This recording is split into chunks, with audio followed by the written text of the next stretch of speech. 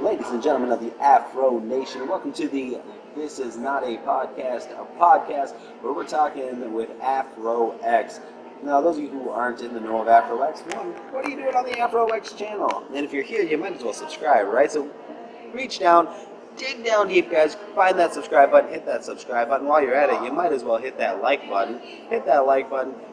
And then after this video, go back, check out some of his other videos. He's got great content from everything from anime to movie reviews to vlogs. This guy does a little bit of everything. But here he is with me today, the man, the myth, the legend, Afro X. How's it going today, Afro? It's actually going pretty good. I'm very excited. Today we're kind of doing an interview. Not sure what the questions are going to be, but I'm sure that the fans will find out a lot more about what's going on in the channel. This is kind of for the new people that have never seen the channel before, but also if you've been away from the channel for a while, this is going to be a really good update.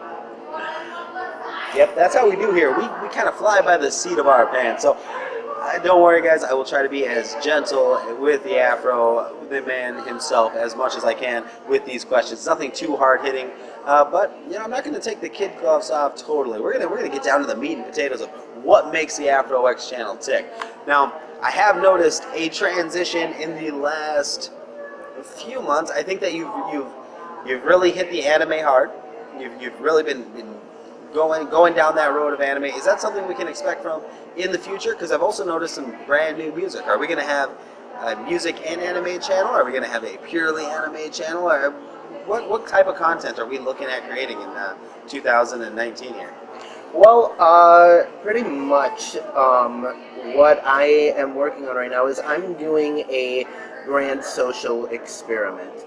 And my social experiment is in the past I've always been one to do variety, and that's always been my passion. That's always going to be my passion. Afro X is always going to be a variety channel where we do a little bit of a mix of everything. But also, I wanted to see if I did month by month a niche or something like that, just so people who like one specific thing could get into it.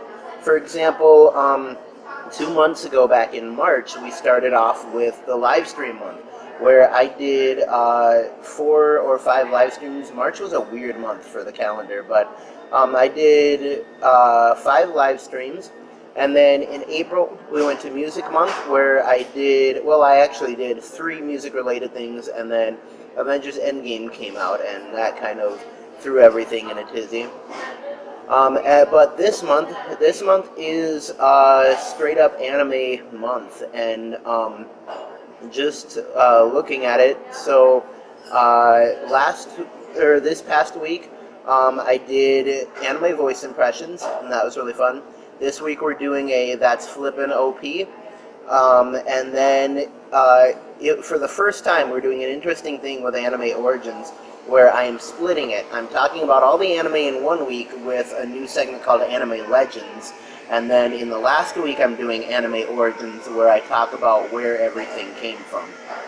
And I think this can be good because then I can give you better content by splitting it up. As for what's coming up in June, what I'm thinking is that June is going to be skit month. I'm going to try to do and as you can tell, this was recorded probably about a month before you're listening to it, so that's why everything is not referential. But this is the first video in skit month. This is not a podcast. And then I'm thinking of bringing back some of your favorite characters from the first days of Afro X, like the most unsure professor in the entire world. Maybe do a super shaded sunglasses board meeting with all of the different afros in that. And then who knows what the 4th week is going to be. Although, once I start I'm going to take a good look at everything afterwards. Do an analysis, do a review of it, and I think what the plan is going to be is if I see a growth in this type, I'm going to keep going month by month with different things. And if I don't, then I might go back to what I was doing before, which is variety.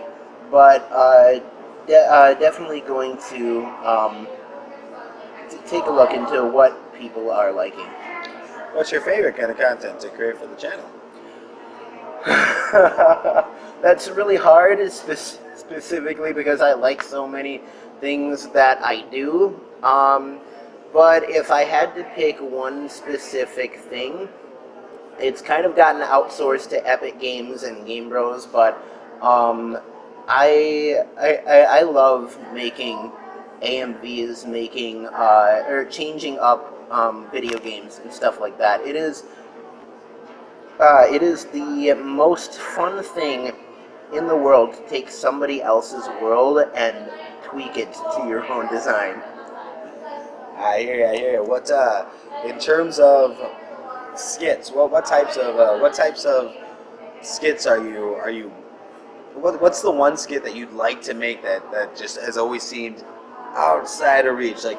Like in terms of production value, in terms of, do you have any ideas in your mind for skits that you want to do that you just haven't had either the time, the resources, or the crew to be able to do? Is there some glorious Afro X skit, film episode, something like that you really want to make? Do you have something in mind for the fans, maybe coming up on a 6-year anniversary? Well, to be honest, Manuel, that's hard. The skits that I've been doing, they've been good. But if I had to pick a skit that I really wanted to do, I want to do a full production music video. I think doing a full production music video would be cool. Also, I do have one thing planned that is coming up that I'm really excited for. And it is coming up probably somewhere around October. I'm going to be going to the convention Anime Fusion, and you get to make panels there and stuff if you want to. But my plan is I want to do an Anime Origins live at an anime convention. Now that sounds like a good idea. I would definitely tune into that. So what types of where can the fans find you nowadays? I've noticed that there's been some music coming out on the channel. There's been some really cool vlogs that you've been doing. Things like going to the North Shore, things like going out to the Mall of America. I mean, you've done some really cool things. Where's a good place to catch Afro X in the wild? A good place to catch Afro X in the wild, especially if you're around the Cambridge area, is at the sidelines. I go there every Saturday night and I sing karaoke and dance and stuff. And you'll get to really interact with me on more of a personal level. The ones that you're talking about, like the North Shore and the Mall of America, I've kind of affectionately titled them the A Day series, because they're all the videos that are like a day at the mall, a day at the North Shore, stuff like that. And those videos have been consistently the videos that people have liked, so I think it'd be a good idea to keep doing ones like those. Definitely. Those are always my favorite. I like peering into the lives of the YouTube elite. You know, you guys make great content, you guys make great videos for us, but it is nice to see you kind of out of the element. You know what I mean? I really enjoy those. So now, in terms of growth for the channel, where do you see Afro X? We got almost 6 more months left in this year, a little bit over, just about 6 more months. We're about the halfway mark. What is it that you want to see more than anything for the Afro X Nation? The thing that I really want to see, we are right now in our 500 subscriber push, and I know that is that's a big goal, that's a big number. We are at 121 or 122 subscribers currently. Kind of depends on how YouTube's feeling that day, what they want to show me, if they want me to work harder. But yes, we're around the 120s for subscribers, but I want to see 500 by the end of the year, and that would be a great goal because I'd be halfway to 1,000, and once I hit 1,000 subscribers, everything really opens up for me. I'll be able to do a lot more content because I'll be able to become like a YouTube partner. I'll be able to monetize my videos, stuff like that. One of the things that has kind of, to be honest, annoyed me about YouTube recently is just the other day they changed their live streaming policy, and I don't know if any of you out there know, but channels actually can't live stream anymore unless they have 1,000 subscribers. Well, YouTube is definitely changing. Everything about YouTube has been changing. Things like the demonetization.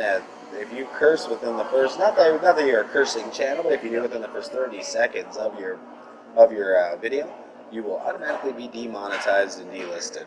So YouTube is definitely changing. It's becoming harder and harder for creators to be able to share their unique visions and passions, but it's still a great platform. I still really enjoy being on the platform.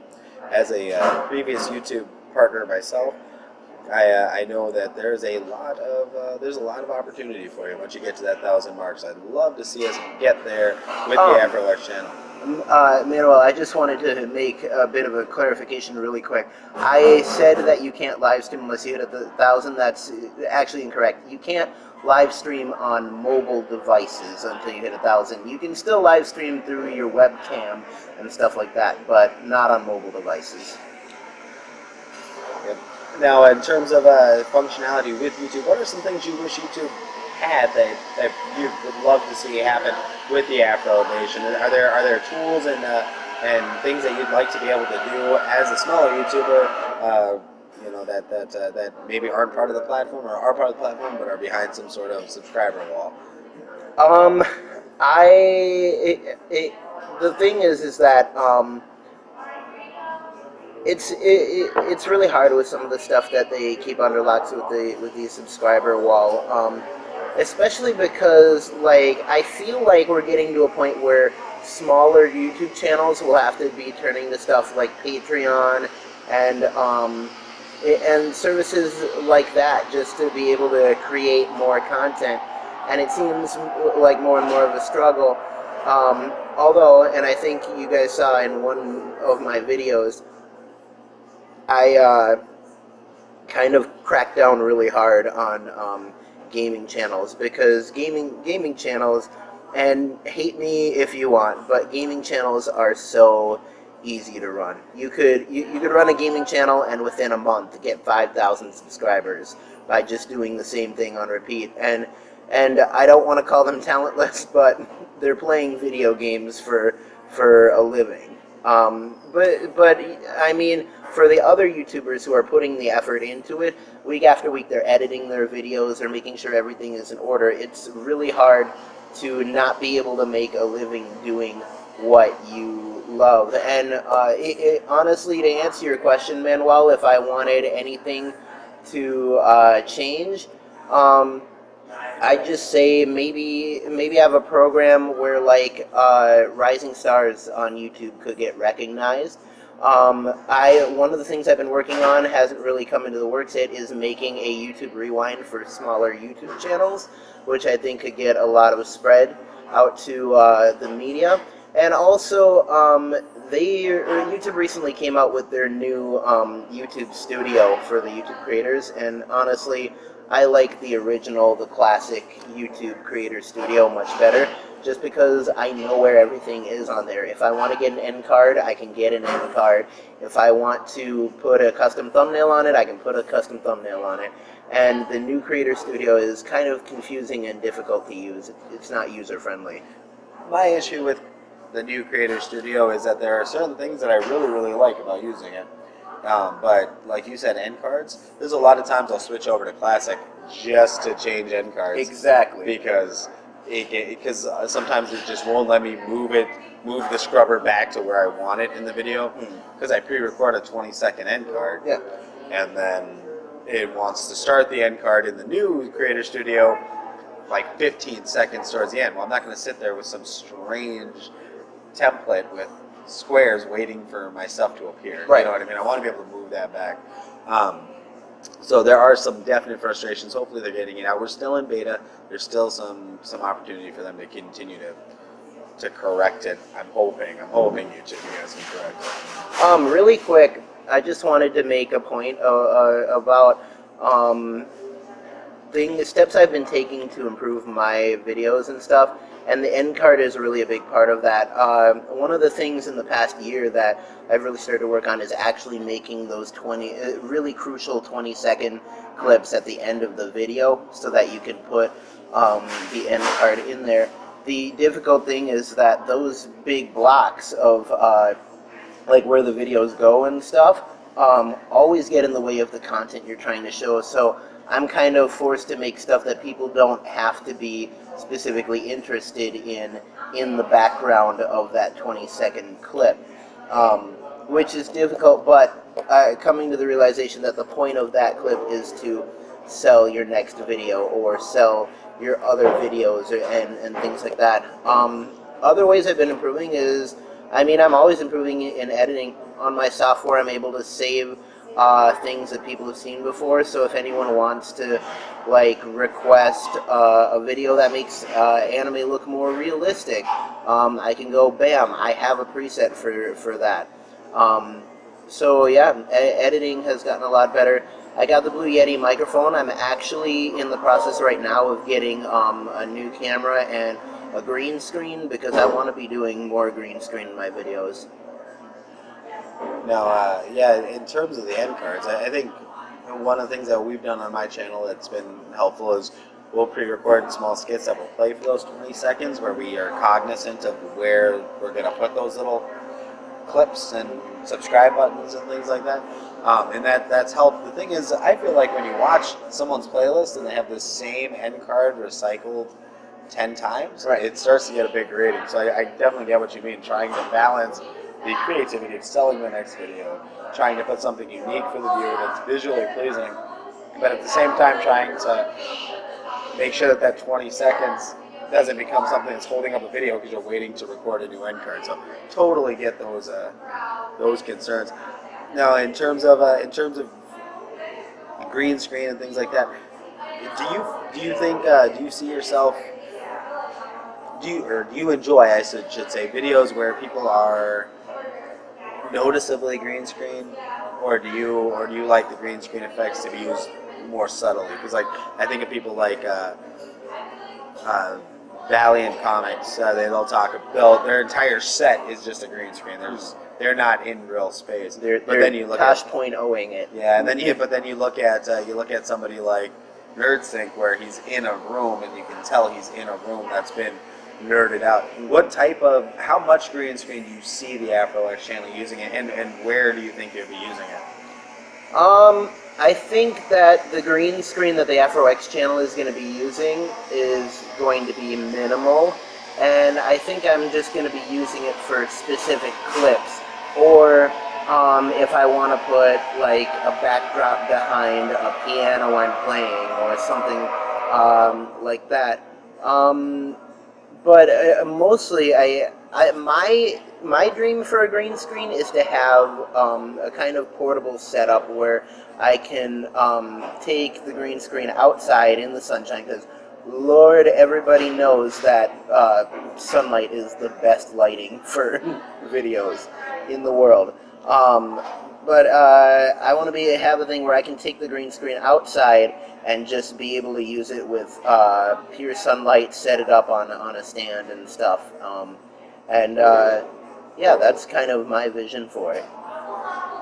All right. Well, it sounds like you have some really great things in store for the fans of the Afro X channel. Just a shameless plug here. If anyone is listening to this and they're like, what is he talking about, end cards? How do you design an end card? I work with a company called Sector 1 Designs and Haven View Photography, and they make my end cards, and they've made YouTube banners and thumbnails and things for other YouTubers, so you can definitely look them up on Facebook, Sector 1 Designs. Would you be interested in doing more of these tutorial type videos where you show people some of what's behind the curtain? Yeah, absolutely. I did one behind the scenes video, I remember, where I did videos showing people how I edit the Naruto videos, and that was really fun to do. Don't know how many people liked it, but yeah, I'd love to keep doing videos like that. Awesome. Well, I personally am really looking forward to continuing this journey in the Afro Nation. I've been a proud member and supporter now for, gosh, probably 3 or 4 years, if not even longer. And this guy turns out great content. Glad that to be invited to speak on the This Is Not a Podcast podcast. I've been Island Boy Manuel from Chamorro Cinema and Sector 1 Video. And yeah, thanks. I did have one more thing to say. I'm going to put a link to the last video that we did, which was where we discussed the MCU theory one, and I just wanted to brag a bit and say that I was right, that my theory was right. That's all. Keep YouTubing, YouTubers. Don't fight the throw, and always remember to stay legendary.